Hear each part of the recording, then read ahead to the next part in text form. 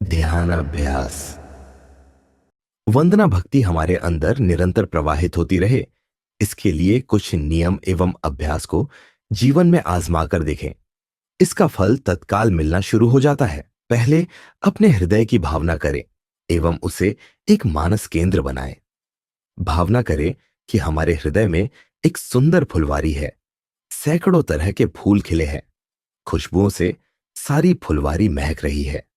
दो सुंदर कुटियाएं हैं। एक में मैं रहता हूं। मेरा आसन है। पूजा एवं ध्यान के लिए वस्त्र है। पूजा सामग्री है। एक अपूर्व शांति है। सामने एक सुंदर तालाब है। कमल एवं कुमुदिनी के फूल खिले हुए हैं। तालाब के दूसरे किनारे पर एक और कुटिया है, पूरे प्रकाश एवं खुशबुओं से भरपूर। उसी में निवास करते हैं हमारे इष्ट, हमारे भगवान। अब यह हो गया हमारे नित्य ध्यान का केंद्र। इसके साथ चाहिए एक मंत्र। जैसे चुंबकीय कंपास की घड़ी जिस तरह सदा उत्तर दिशा की ओर ही इशारा करती है, उसी प्रकार हमारी चेतना, हमारा मन सदैव भगवान की ओर ही रहेगा।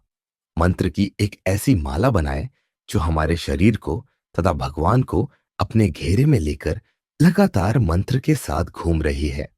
इस ध्यान को अपने जीवन का एक अंग बना लें। जब भी काम से अवकाश मिले, तुरंत कुटिया में चले जाए और मंत्र की माला चलनी शुरू हो जाए। इसका अभ्यास हो जाएगा तो तनाव से तुरंत मुक्ति मिलती है। यह अभ्यास पूरे दिन का है। एक बार मन आश्रम एवं चेतना के केंद्र से बंध जाएगा तो समझे कि काम हो गया। चित्त कुछ ही महीनों में इस नशे में डूब जाएगा। दास्यम। अहंकार के झुके बिना ईश्वर को पाना अत्यंत कठिन है। हम दास्यम भाव रूपी भक्ति के बारे में जानेंगे।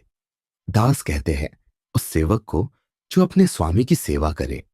सेवा भाव भी दो तरह की होती है। एक सकाम भाव से आदान प्रदान सेवा तथा दूसरी निष्काम सेवा।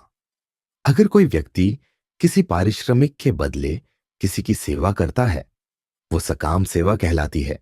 और सच पूछा जाए तो इसे दास्यम भाव कहा ही नहीं जाएगा, क्योंकि इसमें सेवा करने वाला तथा सेवा लेने वाला दोनों एक दूसरे की सेवा करते हैं, पहला परिश्रम से तथा दूसरा धन से। इसे दास्यम भाव नहीं कहते। दूसरे प्रकार की सेवा अर्थात निष्काम सेवा, जिसमें कोई कामना नहीं हो, उसे ही दास्यम भक्ति कहते हैं। इस सेवा के अंतर्गत भक्त अपने भगवान की सेवा करता है। भगवान को जब प्रतिमा में स्थापित किया है तो सेवा देनी पड़ती है।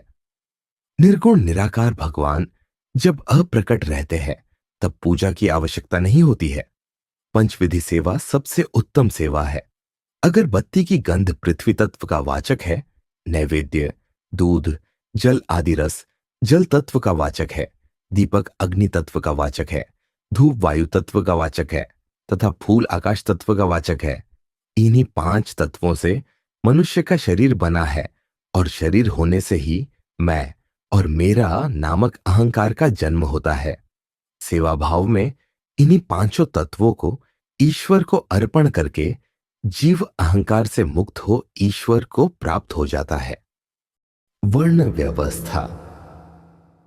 वैदिक युग में 4 वर्णों का वर्णन है। ब्राह्मण, क्षत्रिय, वैश्य एवं शूद्र। ये चारों अपने अपने वर्ण में रहकर बाकी तीनों की सेवा करते थे। सकाम सेवा से पुरस्कार की प्राप्ति का विधान है तथा निष्काम सेवा से मुक्ति प्राप्ति होती है। पति पत्नी के रिश्ते भी सेवा भाव को लेकर ही बने हैं। इस रिश्ते में भी कड़वाहट तभी आती है जब स्वार्थ टकराते हैं। एक बार भीम को पता चला कि धर्मराज युधिष्ठिर ने द्रौपदी के पैर दबाए हैं, तो उन्हें बड़ी ग्लानि हुई। सोचने लगे यह तो उल्टा ही हो गया। सेवा पत्नी को करनी चाहिए, यहां पति ही सेवा करने लगा है। यह काम युधिष्ठिर ही कर सकते हैं, उनके लिए तो यह भी धर्म ही है। लेकिन मैं धर्म के साथ मान सम्मान को भी मानता हूं। आखिर हम पति हैं, गुलाम तो नहीं। भीम ने जाकर सारी बात भगवान कृष्ण को सुनाई। कृष्ण ने कहा, आज रात को आप सामने के बटवृक्ष पर बैठना और जो कुछ दिखाई पड़े उसे ध्यान से देखना, घबराना नहीं। रात को भीम वृक्ष पर जा बैठे। आधी रात के समय देखा, कई देवतुल्य तेजस्वी पुरुष आए और पेड़ के नीचे की भूमि को बुहार कर साफ किया, जल से सींचा, उस पर चंदन और केशर की वर्षा की। फिर इंद्र, वरुण, व्यास, नारद आदि देवता और ऋषि इकट्ठे हुए और देवी की स्तुति गाने लगे। इतने में एक तेजस्वी देवी आकर प्रकट हुई। सारे देवता हाथ जोड़कर स्तुति कर रहे थे। उनमें युधिष्ठिर, अर्जुन, नकुल, सहदेव भी थे। एक कुर्सी खाली पड़ी थी। गौर से देखने पर मालूम हुआ कि वो देवी कोई और नहीं, स्वयं द्रौपदी थी। उनके साथ उनके गण भी थे। द्रौपदी के केश खुले हुए थे, हाथों में खप्पर था जिसमें खून भरा हुआ था, और वो उसका पान भी कर रही थी। द्रौपदी ने अपने दूतों से कहा, कितने घड़े खून के भर गए? दूतों ने कहा, 99 घड़े भर गए हैं, सिर्फ एक खाली है। द्रौपदी ने पूछा, किसके खून से भरेगा? दूतों ने कहा, कल दुर्योधन एवं भीम में गदा युद्ध होने जा रहा है। तब देवी ने कहा, भीम के खून से ये घड़ा भरकर चाहिए। वह सामने पेड़ पर छिपा है, जाकर पकड़ लाओ उसे। देवों के भय से कांपते हुए भीम पेड़ से कूदकर द्रौपदी के चरण पकड़कर रोने लगे। हे जगदीश्वरी, मैंने आपको पहचाना नहीं। शरीर के रिश्तों में भ्रमित होकर आपका अनादर किया, मुझे क्षमा करें।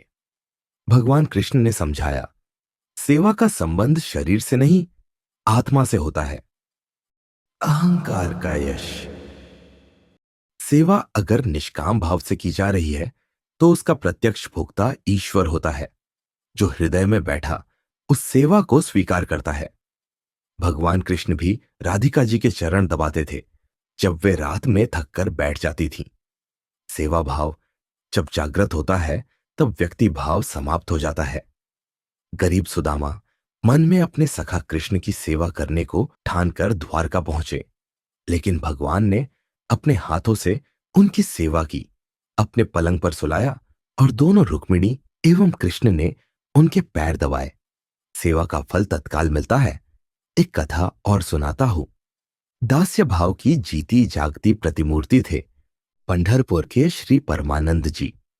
भगवान के परम भक्त, दिन भर कथा सुनना, सुनाना, भजन कीर्तन में डूबे रहना, यही उनकी दिनचर्या थी। उनका नियम था, गीता के प्रत्येक श्लोक के बाद भगवान को साष्टांग दंडवत करना। इस तरह पूरी गीता के 700 श्लोकों को पढ़कर 700 बार दंडवत करके फिर भिक्षा मांगने निकलते। शरीर पर फटे पुराने कपड़े होते, उनकी परवाह किए बगैर पूरे 700 बार दंडवत करके ही भिक्षा मांगने जाते। एक बार परमानंद को एक धनी साहूकार ने भिक्षा में रेशमी वस्त्र भेंट करना चाहा। वो लेना नहीं चाहते थे। उसने विठलनाथ की शपथ दी तो लेना ही पड़ा। रेशमी वस्त्र पहनकर दंडवत करने में डर लगा रहता कि कहीं फट ना जाए, गिनती भी भूल जाते। अब नजर भगवान विठल पर नहीं होती, रेशमी धोती पर रहती।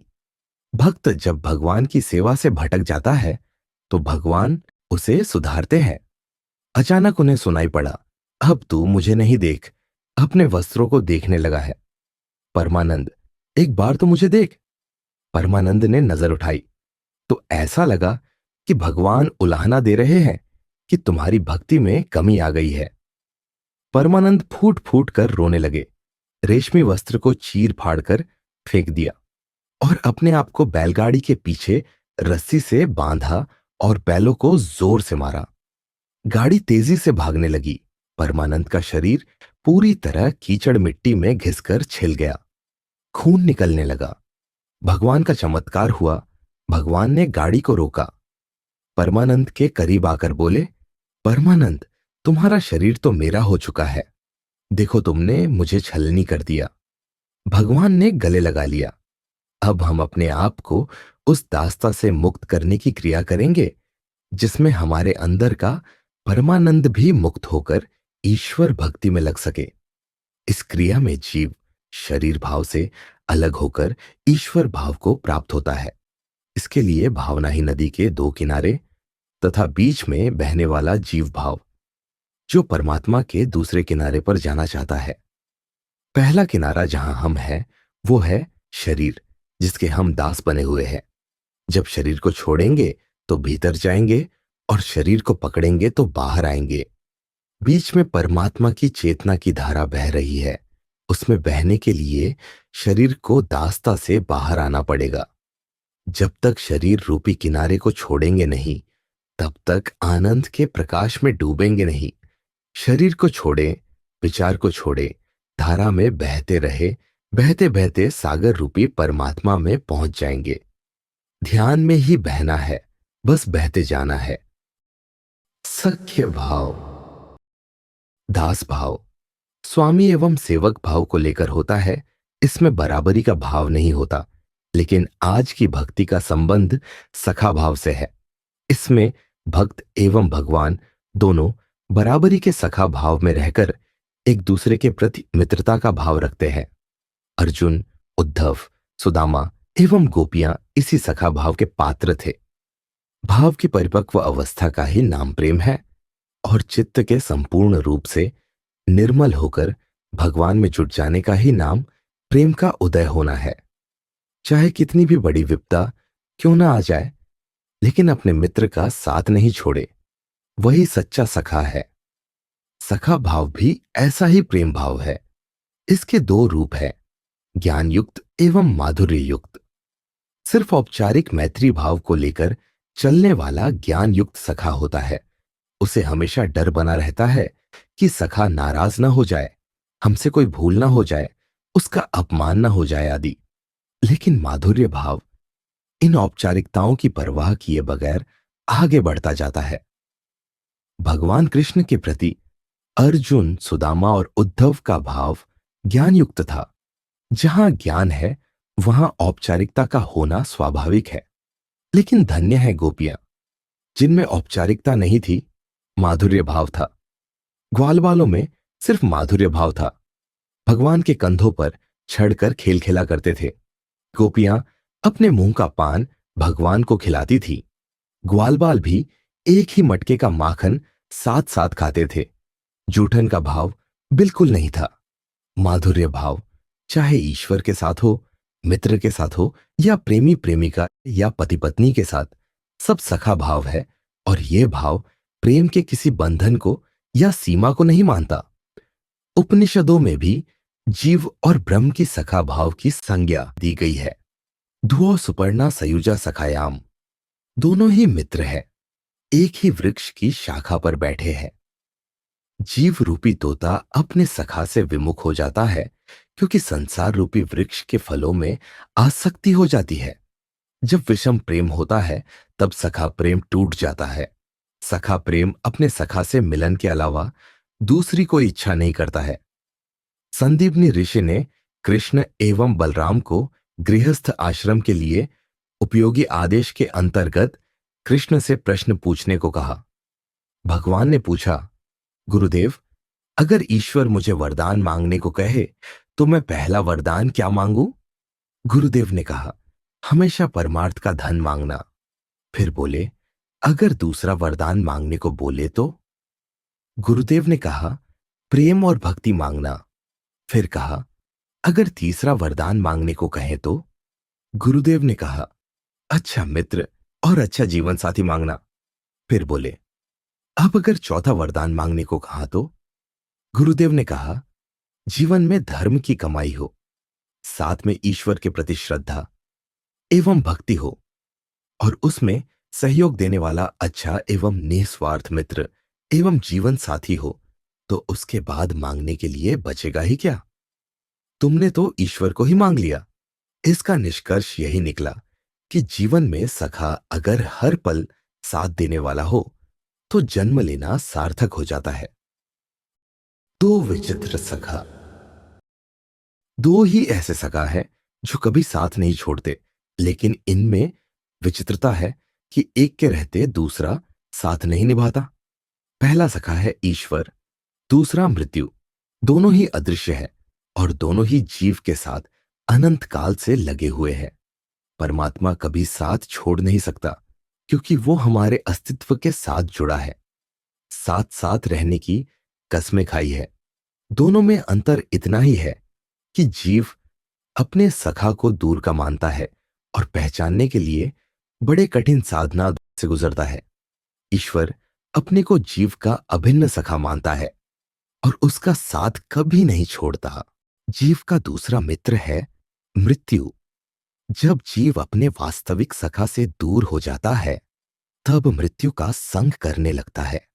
यह सखा तब तक साथ निभाता है जब तक कि जीव को उसे वास्तविक सखा से मिला नहीं देता। अतः दोनों ही एक हैं, बस अज्ञान से अपने को भिन्न भिन्न मानकर वियोग सहते रहते हैं। भगवान ने गीता में कहा है कि हे अर्जुन, तुम नर हो, मैं नारायण हूं।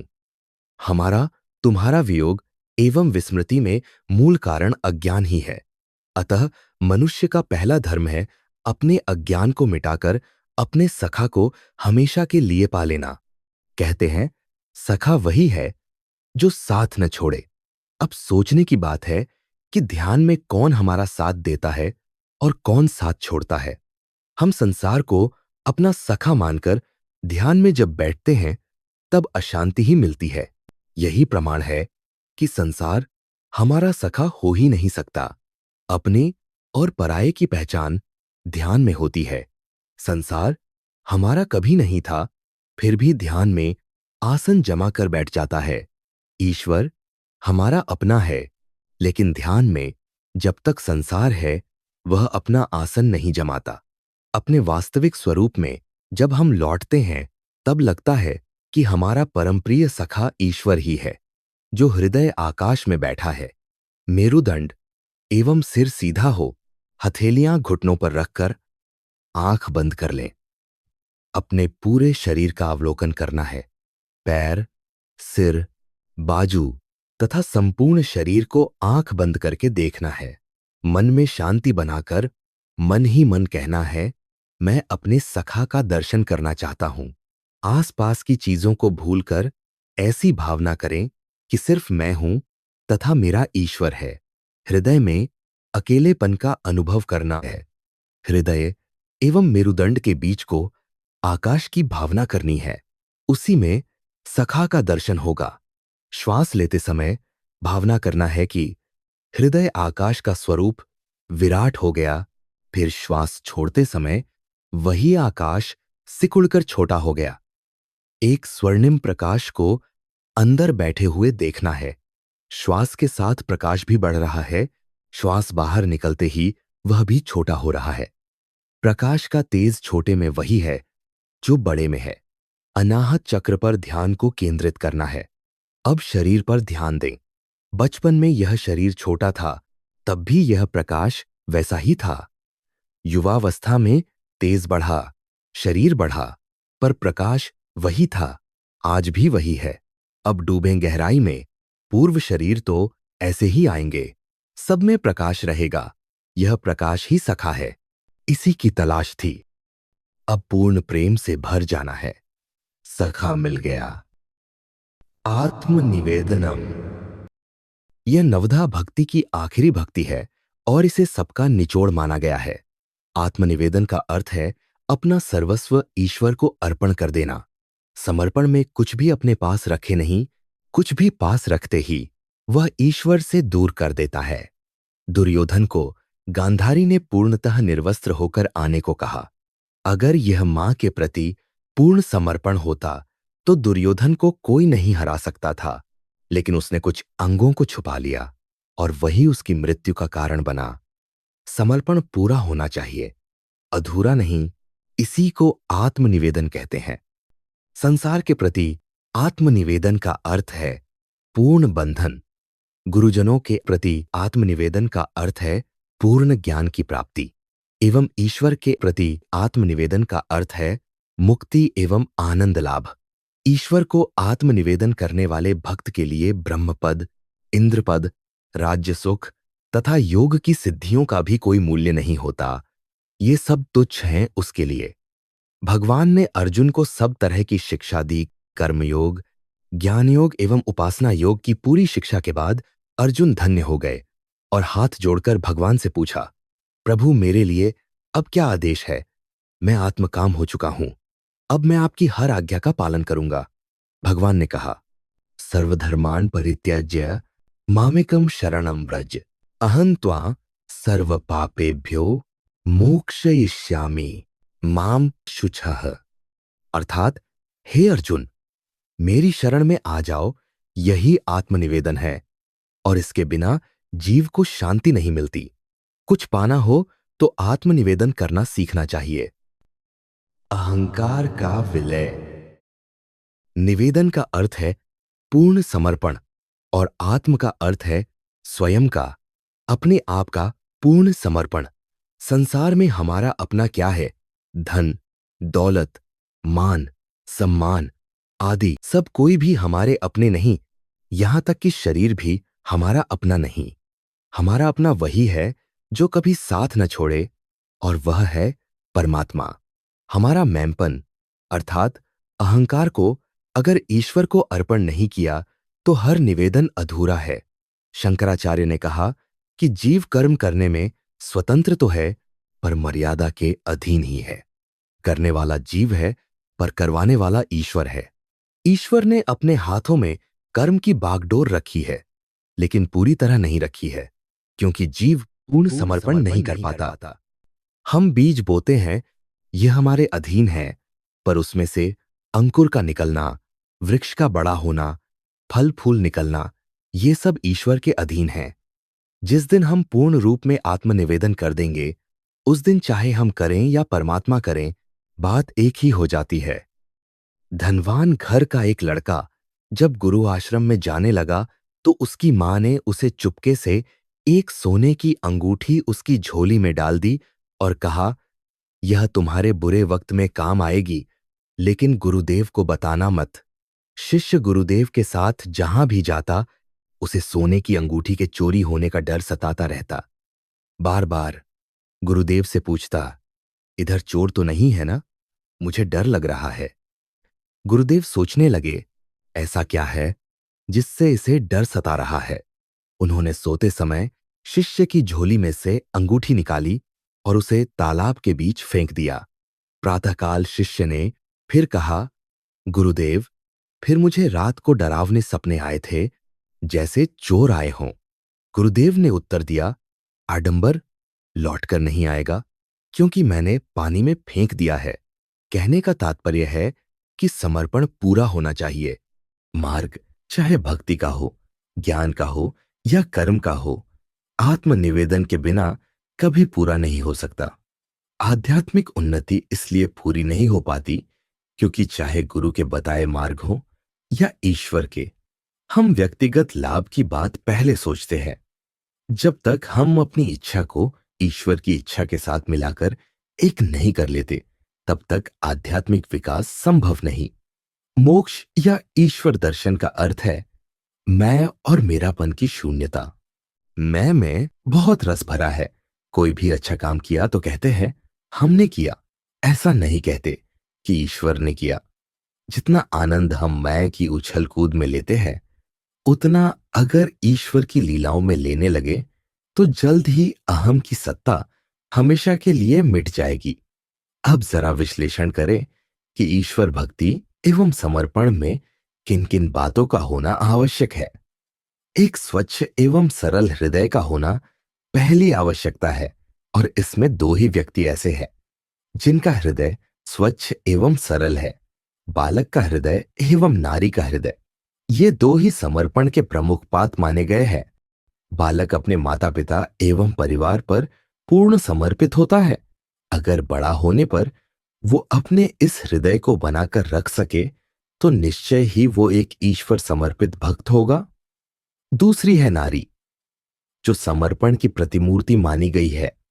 उसके संस्कारों में पति एवं संतान के प्रति वही समर्पण देखा जाता है जो भक्त का भगवान के प्रति होता है। अगर हृदय की अवस्था को बालक एवं नारी के हृदय के समान बना ली जाए तो हर व्यक्ति आत्मनिवेदन की कला सीख सकता है। संसार के सभी लोग ईश्वर में विश्वास कर पूर्ण समर्पित हो जाएंगे, ऐसी कल्पना भी नहीं की जा सकती। प्रत्येक मनुष्य में भक्ति का बीज होने के बावजूद भी सब में एक समान ईश्वर भक्ति नहीं दिखती। इसके लिए शिक्षा, संस्कार, यम नियम, शास्त्र ज्ञान तथा छोटी उम्र में ही गुरु सानिध्य का होना जरूरी है। जीव अपनी मुसीबतों एवं कष्टों के निवारण के लिए जब तक संसार की तरफ आस लगाकर बैठा रहेगा, तब तक ईश्वर समर्पण संभव नहीं। कल्पना करें कि कोई मनुष्य घोर रात्रि के समय अत्यंत दूर जनशून्य स्थान में रास्ता भटक गया है। हिंसक पशुओं की भयंकर गर्जना से थर थर कांप रहा है। भूख से शरीर जर्जर हो रहा है। जीवन की हर आस खत्म हो रही है। उसी समय एक दिव्य ज्योति प्रकट होती है और कहती है, पुत्र, भयभीत न हो। सामने देखो, एक मंदिर दिखाई पड़ रहा है। वहां जाओ, अब कोई भय नहीं। ऐसा सुनकर वो देखता है कि सचमुच एक मंदिर है। वहां एक दिव्य पुरुष विराजमान है। वह भागकर उनकी शरण में जाता है, भूख प्यास बुझाता है और फिर पाता है कि अब वो नास्तिक नहीं रहा। वह ईश्वर पर पूर्ण समर्पित हो चुका है। कष्टों में तो ईश्वर को हम पकड़ते हैं, पर सुख में भूल जाते हैं। पूर्ण आत्मनिवेदन। हमेशा याद रखें, समर्पण हमेशा अपने स्वरूप में ही होता है। हम तभी अपने आप को समर्पित करते हैं जब उसमें अपनापन भाव की सृष्टि होती है। अगर अपनापन का भाव नहीं है तो समर्पण कभी नहीं हो सकता। अपने स्वरूप से अलग होते ही हमारे 3 शरीरों की रचना हो जाती है, स्थूल, सूक्ष्म और कारण। इन तीनों शरीरों में अलगाव तभी तक है जब तक कि इनमें एक दूसरे में समर्पण नहीं होता है। स्थूल अपने विकारों को शुद्ध करके सूक्ष्म में तथा सूक्ष्म अपने को कारण में समर्पित करके जीव को मुक्त कर देता है। इसी का नाम है स्वरूप दर्शन। आसन पर स्थिर होकर बैठे। अब शरीर को देखना शुरू कीजिए। पूरी सजगता से शरीर को चट्टान की भांति स्थिर करना है। अनुभव करें कि शरीर कड़ा होता जा रहा है। जब शरीर पत्थर की तरह कठोर हो जाएगा तो उच्चाई प्राणायाम अपने आप शुरू हो जाएगा तथा खेचरी में जीभ अंदर अटक जाएगी। अब श्वास पर ध्यान दें। श्वास के साथ शरीर फूल रहा है और श्वास छोड़ते ही सिकुड़ जा रहा है। सबसे आश्चर्यजनक बात यह है कि शरीर सचमुच पत्थर सा बना रहता है, लेकिन अनुभव होगा कि यह फैल रहा है और सिकुड़ रहा है। यह फैलने वाला और सिकुड़ने वाला ही आपका सूक्ष्म शरीर है। जितना रेचक और पूरक पर ध्यान जाएगा, उतना ही यह स्पष्ट दिखाई पड़ने लगेगा। कुछ समय बाद स्थूल शरीर से संपर्क टूट जाएगा। अब हम सूक्ष्म शरीर ही हैं। अब इसी सूक्ष्म शरीर में एक अंडाकार सुनहरे रंग का प्रकाश दिखलाई पड़ना शुरू हो जाएगा। ज्यों-ज्यों उस पर ध्यान केंद्रित करेंगे, वो बढ़ता जाएगा। यह प्रकाश सूक्ष्म और स्थूल शरीर के आकार का होता चला जाएगा। यह आकार न सूक्ष्म है न स्थूल, यही कारण शरीर है। इस तरह दोनों स्थूल एवं सूक्ष्म अपने आप को समर्पित कर दिए हैं कारण में। यही आत्मनिवेदन है। यही पराकाष्ठा है मिलन की, प्रेम की एवं भक्ति की। ओम शरणम गच्छामि, यह उच्चारण ही समर्पण है। भक्ति से मुक्ति। प्रेम एवं भक्ति की प्रारंभिक अवस्था, जिसकी शुरुआत स्थूल रूप में होती है, उसे मूर्ति पूजा कहते हैं। यह मूर्ति पृथ्वी, जल, अग्नि, वायु एवं आकाश किसी भी रूप में हो सकती है। पहले हम जाने कि भक्ति किसे कहते हैं। ज्ञान एक बड़े भाई की तरह है तो भक्ति उसकी छोटी बहन है। दोनों में अटूट प्रेम है। ज्ञान पुरुष है, अतः उसकी पहुंच सर्वत्र नहीं है। भक्ति बालिका है, अतः उसका प्रवेश अंतः में सहज ही हो जाता है। जहां तर्क एवं बुद्धि की खींचातानी चलती रहती है, वहां भक्ति नहीं जाया करती। उसके लिए शुद्ध बुद्धि एवं शांत स्थान चाहिए।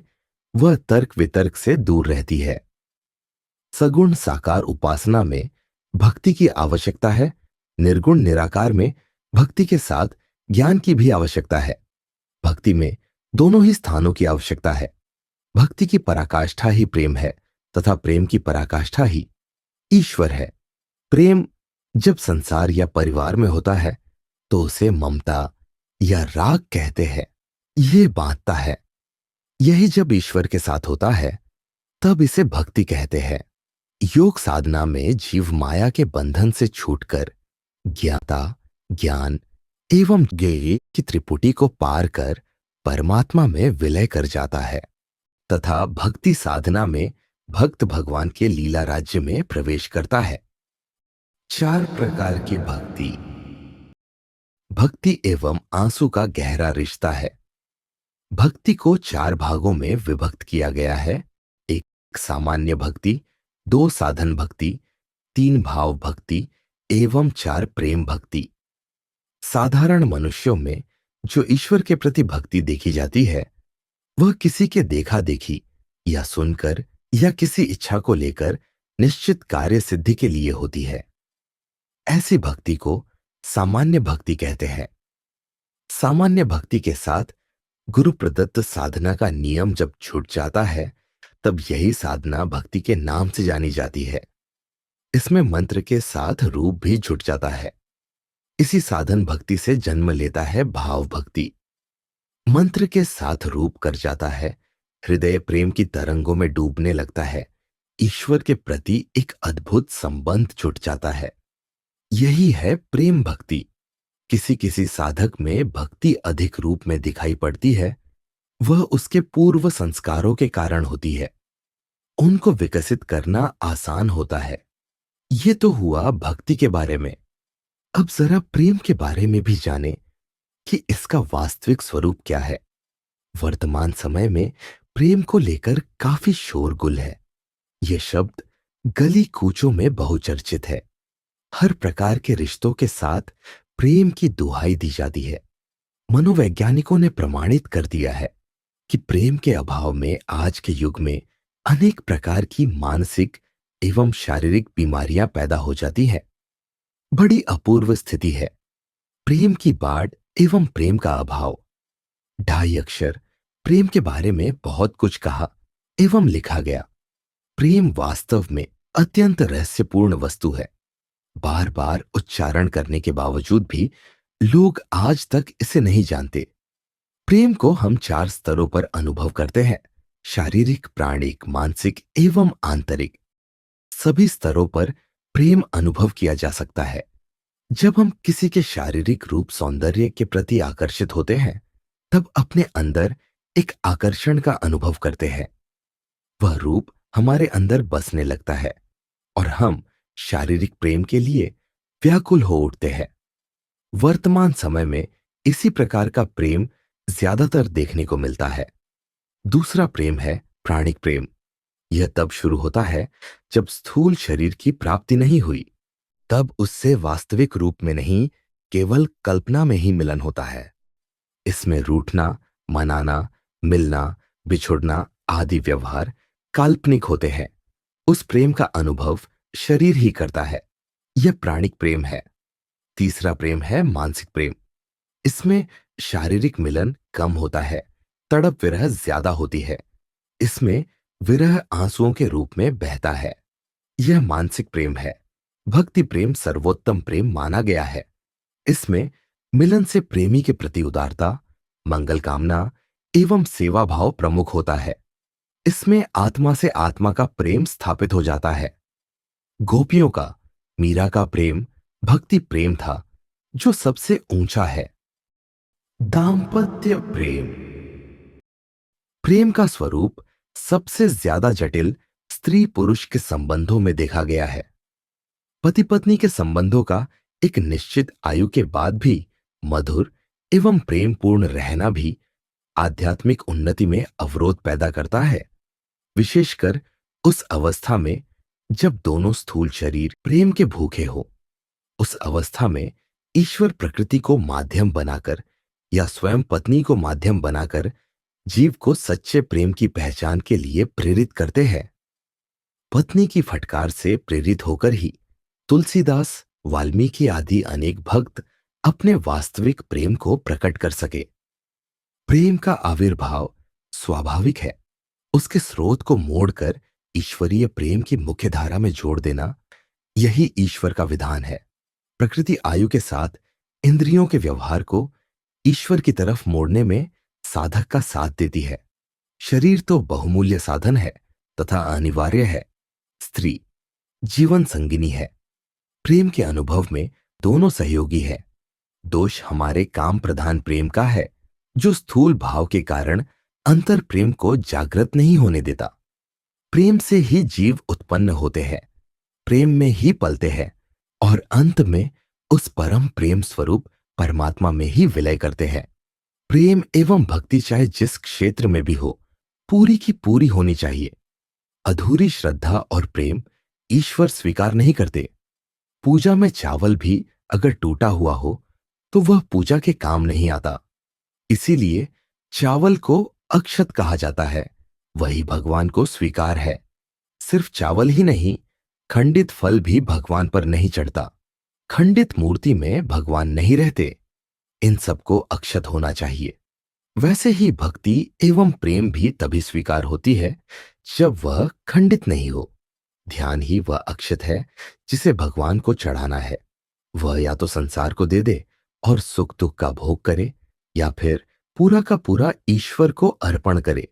उसे आधा आधा बांटे नहीं। ध्यान करते समय हमेशा याद रखे, सत्य सिर्फ आप है, बाकी सब तमाशा है। क्या दिखता है इसका कोई मूल्य नहीं है। आप देख रहे हैं, इसी का मूल्य है। बाहर भी देखा, भीतर भी देखा, देखने को कौन मना करता है, किंतु देखने वाला तू है। ऐसा ही देखा।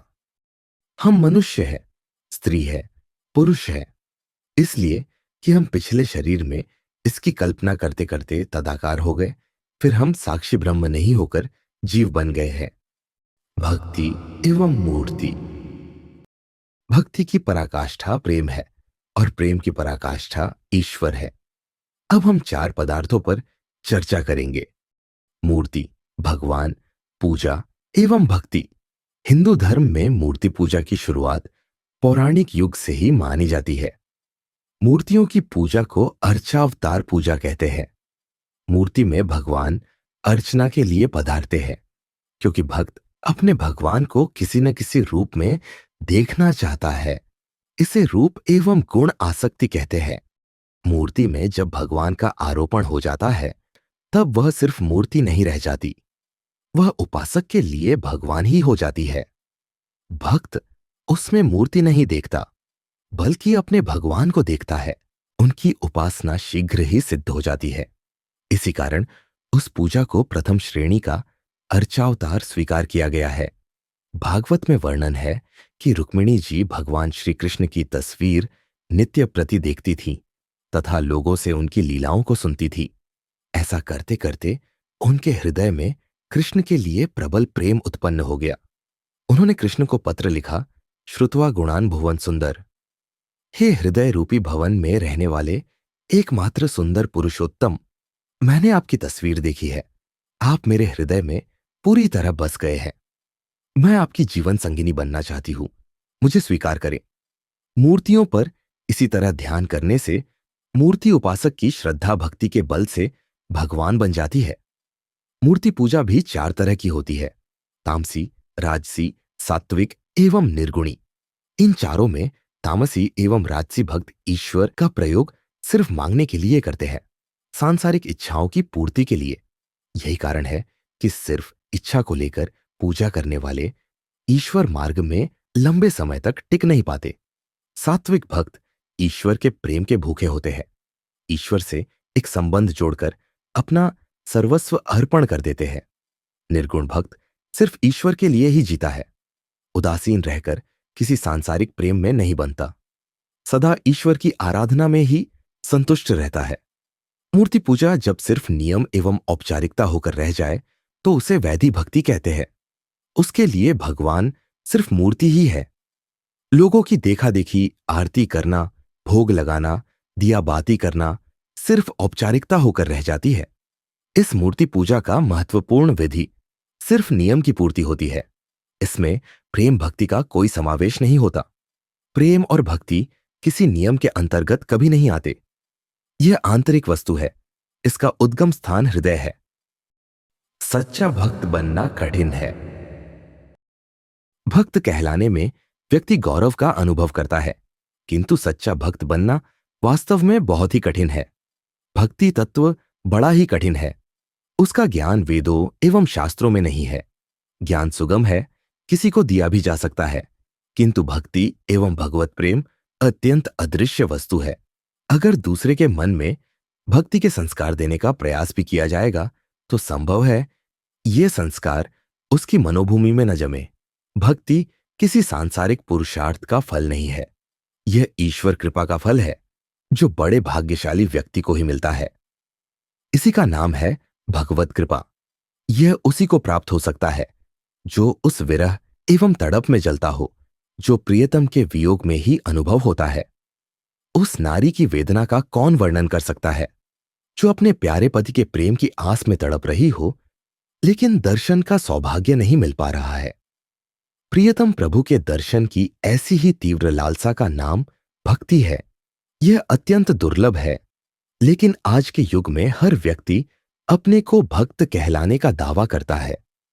यह दुर्लभ पुरस्कार अनेक जन्मों तक की गई प्रार्थना, अर्चना, सत्कर्म आदि के कठोर परिश्रम के बाद प्राप्त होता है। गोस्वामी तुलसीदास ने मूर्ति पूजा की आवश्यकता के बारे में कहा, तुलसी पूजा पाठ सब है गुड़ियों का खेल, प्रिय से समरस होए जब राख पिटारे मेल। मूर्ति पूजा की आवश्यकता तभी तक है जब तक सच्चे प्रेम का उदय नहीं हो जाता। सच्चा प्रेम असली प्रियतम से मिला देता है, तब मूर्ति पूजा की आवश्यकता नहीं। भक्ति की शुरुआत हमेशा अबोधपन की अवस्था में ही होती है। इसी स्थिति में निष्कपट प्रेम एवं पूर्ण आत्मसमर्पण होता है। ऐसी ही अबोध बालिका थी कुसुम। उसका जन्म एक कुलीन ब्राह्मण कुल में हुआ। उसके पिता के गुरुदेव 3 दिनों के लिए घर आए। उनसे शालिग्राम की पूजा के बारे में कुसुम ने कई बार पूछा तो गुरुदेव ने हंसी में ही कह दिया कि यह पिलपिली भगवान है, भक्तों की सारी मनोकामनाएं पूरी करते हैं। कुसुम की जिज्ञासा बढ़ती गई। वह छिप छिप कर उनकी पूजा देखती रहती। उसकी अंदर की भक्ति जग गई। महात्मा जब जाने लगे तो उसने उनसे पिलपिली भगवान को देने की प्रार्थना की। बाबा को बालिका की भक्ति पर बड़ी प्रसन्नता हुई। उन्होंने जब उसका हाथ देखा तो उसके भाग्य पर बहुत दुखी हुए। प्रारब्ध को भगवान के नाम एवं ध्यान के सिवा कौन बदल सकता है, ऐसा सोचकर शालिग्राम उसे देकर चले गए। कुसुम का प्रेम शालिग्राम की पूजा पर दिन प्रतिदिन बढ़ता चला गया। देखते देखते उन्हीं के अनुराग में रंग गई। क्षण भर का भी वियोग बर्दाश्त नहीं कर पाती थी। बड़ा होने पर उसका विवाह ऐसे घर में हुआ जहां सभी नास्तिक थे, पूजा पाठ कुछ भी नहीं था। घर में पति हमेशा पूजा के लिए उसे फटकारता और कहता, यह सब ढोंग है। कुसुम ने अपने पिलपिली भगवान की महिमा बताई और कहा कि अब यही मेरा सर्वस्व है। एक दिन पति ने उसके भगवान को छीन लिया और नदी में फेंकने के लिए चल पड़ा। उसने किसी की न सुनी और मूर्ति को नदी में फेंक दिया। गांव वालों से जाकर शिकायत की कि यह तांत्रिक है। कुसुम ने उसी क्षण संकल्प लिया कि आज से अन्न जल का त्याग करती हूं। मेरे पिलपिली भगवान, तुम चले गए, मुझे अपनी शरण में ले लो।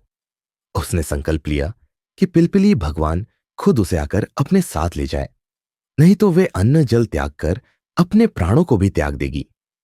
पंचायत के साथ गांव के लोग इकट्ठे हुए और सबने कहा कि अगर पिलपिली भगवान खुद प्रकट होंगे तभी हम कुसुम की पूजा को शास्त्र सम्मत मानेंगे, नहीं तो उसके भगवान झूठे हैं।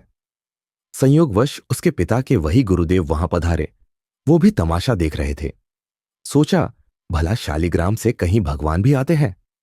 अचानक पानी के भीतर से आवाज आई, कुसुम, मैं आ रहा हूं। और भगवान प्रकट हो गए। गुरुदेव ने चमत्कार देखा और गांव के मुखिया को सारी कहानी सुना दी। धन्य है कुसुम और धन्य है उसकी भक्ति। उसने काल्पनिक पिलपिली भगवान को भी सत्य कर दिया। भगवान कुसुम को अपने विमान पर बिठाकर ले गए। एक स्थूल जड़ मूर्ति तभी चैतन्य होती है जब हम उसमें अपनी श्रद्धा एवं विश्वास रूपी प्राणों की प्रतिष्ठा करते हैं। जहां भी भक्ति एवं प्रेम का संबंध हो, सिर्फ श्रद्धा एवं विश्वास ही एकमात्र सिद्धांत है। सच्ची श्रद्धा ही उस दिव्य शक्ति की व्यष्टि एवं समष्टि से लेकर चैतन्य शक्ति की मूर्ति के अंदर प्रतिष्ठित कर देती है और वही मूर्ति हमें पूर्ण फल देना शुरू कर देती है। आइए आज मूर्ति पूजा के रहस्यों की सच्चाई को भी जानने का प्रयास करते हैं।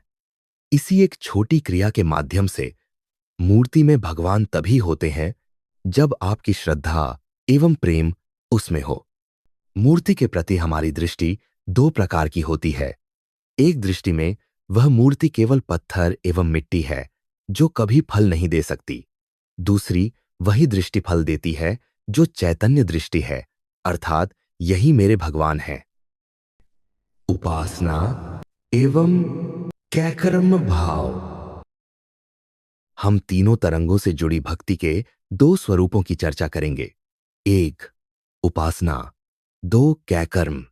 भगवान में सदा अखंड विश्वास, उनका तैलधारावत चिंतन, स्मरण एवं ध्यान बना रहे, परमात्मा के साथ हमारा हृदय एकाकार वृत्ति को प्राप्त हो जाए, उसी का नाम उपासना है। भक्ति का दूसरा रूप कैकर्म भाव की प्राप्ति है। अंतःकरण जब परमात्मा के प्रेम एवं पहले बताए गए तीनों रसों में डूब जाता है, तब प्रकृति उसके लिए सारे विकारों से रहित होकर उसे उज्ज्वल आलोक एवं पथ प्रदर्शन करना शुरू कर देती है।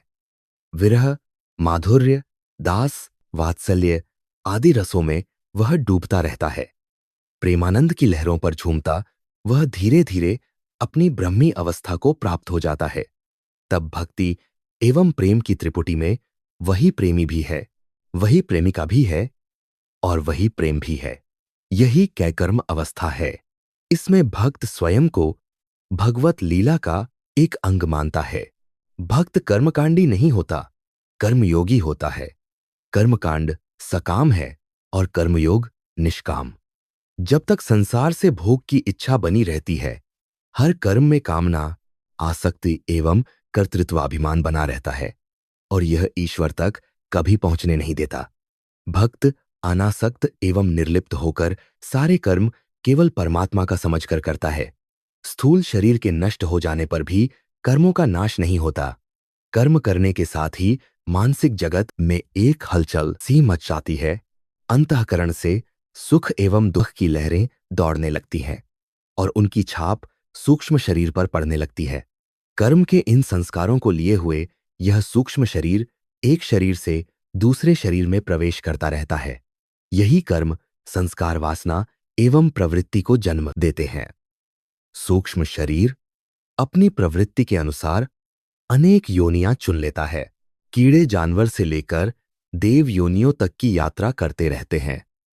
जब अनासक्त एवं निर्लिप्त होकर निष्काम कर्म करता है, निष्काम कर्म करके अपने मन एवं इंद्रियों पर अंकुश लगाकर नित्य परमात्मा के ध्यान में मन को लगाने का नाम उपासना है तथा जीवन के सारे कर्मों को भगवत अर्पण करने का नाम भगवत कैकर्म है। भक्ति चाहे दास्य भाव की हो या माधुर्य भाव की, भगवत कैकर्म प्रत्येक दशा में आवश्यक है। ज्ञान से भक्ति बढ़ती है और भक्ति से ज्ञान का भरण पोषण होता है। अंतिम अवस्था में दोनों एक हो जाते हैं। इसे चाहे पराभक्ति कहें चाहे पराज्ञान। जगत की विस्मृति दोनों अवस्थाओं में होती है। दोनों अवस्थाओं में आनंद की अनुभूति होती है, लेकिन अंतर इतना अवश्य है कि पराभक्ति यानी कैकर्म अवस्था में प्रेम एवं आनंद की अधिकता इतनी अधिक होती है कि शरीर, मन, इंद्रियां सभी उसमें लीन हो जाती हैं, जबकि पराज्ञान में आनंद का अनुभव करने वाला केवल मन ही होता है। अतः आनंद का स्फुरण नहीं होता। इसीलिए ज्ञानी एवं योगी आनंद की प्राप्ति में शांत हो जाते हैं और भक्त उस प्रेम की स्फुरणा में पागलों की तरह हरकतें करता है, जैसा कि हमने पगला भक्ति में जाना। ऐसे भक्त कभी तो भगवत विरह का अनुभव करते हुए रोने लगते हैं, कभी आनंद में हंसने एवं नाचने लगते हैं। कैकर्म भाव वाले भक्त भगवान की लीलाओं का आनंद, वियोग, विरह स्वयं की लीला का पात्र बनकर झेलते हैं। सखी संप्रदाय की शुरुआत इसी भावना को लेकर हुई थी। रामकृष्ण परमहंस भी स्वयं राधा जी बनकर कृष्ण प्रेम का आस्वादन करते थे। ऐसे ही एक कलियुगी भक्त हुए हैं सुदामा दास जी, भगवान कृष्ण के अनन्य भक्त। भगवान कृष्ण की हर लीला को वे स्वयं पात्र बनकर अनुभव करते थे। उसी में वे स्वयं हंसते, रोते, नाचते और कभी-कभी प्रेम के लिए कई दिनों तक भगवान से रूठ जाते, आहार का त्याग कर देते। वे बड़े गरीब ब्राह्मण थे, पर अपने को भगवान का सहपाठी मानते थे। उन्होंने पत्नी का नाम भी सुशीला ही रखा था। नगर में कहीं कीर्तन भजन होता, दोनों बड़े उत्साह से उसमें भाग लेते। सबसे कहते, मैंने भगवान का चिढ़वा खा लिया था, इसीलिए दरिद्र हूं। पर सखा, मेरे जगत के स्वामी हैं, मुझे क्या चिंता। राधिका जी को अपनी बहन मानते थे और उन्हें छोड़कर मथुरा जाने के लिए भगवान से भी झगड़ते थे। एक बार भागवत कथा में प्रसंग था। भगवान कंस का वध करने सबको बिलखता छोड़ मथुरा को जा रहे हैं। कथा में सैकड़ों श्रोता थे। कथा सुनते सुनते कभी जोर से हंस पड़ते, कभी रोने लगते। अचानक मथुरा में मल्ल युद्ध का प्रसंग सुनते ही जांघ पर ताल ठोंक कर खड़े हो गए। एकदम क्रोधित हो गए। बोले, रे दुष्ट कंस, मेरे सखा को इन पहलवानों का बल दिखाकर डरा रहा है। अरे दुष्ट, तेरा इतना दुस्साहस! मैं अभी आ रहा हूं मथुरा। तेरे पहलवानों को धूल न चटाई तो मेरा नाम कृष्ण सखा सुदामा नहीं। और झट से किसी के घोड़े पर बैठे बड़ी तेजी से दौड़ाते हुए चले जा रहे हैं। घोड़ा भी बेतहाशा जंगल झाड़ियों की परवाह किए बगैर भागा जा रहा है। भगवान अपने भक्त की इस भाव विह्वलता पर गदगद हो उठे। सामने एक ब्राह्मण का वेश धारण करके खड़े हो गए। बोले, हे ब्राह्मण, हे वीर, तुम्हारी वीरता धन्य है, तुम्हारा कृष्ण प्रेम धन्य है। लेकिन तुम्हें पता नहीं, कंस का वध हो चुका है। भगवान ने सारे दुष्टों का संहार करके ब्रजवासियों, खासकर तुम्हारी बहन राधिका जी के साथ गोलोक चले गए हैं। सुदामा ने कहा, ब्राह्मण देवता, मुझे आपकी बात पर भरोसा नहीं है। मुझे क्षमा करें एवं वापस लौटाने की व्यर्थ चेष्टा न करें। चाहे सूर्यचंद्र अपनी गति बदल दे, लेकिन मैं बिना पहलवानों का वध किए नहीं लौटूंगा। या तो मेरा सखा खुद आकर कहे कि कंस का वध हो गया, नहीं तो आप सामने से हटे, मुझे अपना कार्य पूरा करने दे। भगवान भक्त की आतुरता देख प्रकट हो गए। सुदामा को सखा की तरह गले लगाया और राधिका जी से बोले, हे वृषभानु दुलारी, तेरा भाई सचमुच मेरा सबसे प्रिय सखा सुदामा ही है। सुदामा चरणों में लौट गए। दोनों ने वचन दिया कि जब तक सुदामा और सुशीला इस धराधाम पर है, वे प्रत्येक एकादशी को उनके घर पधारेंगे। जय आनंदम।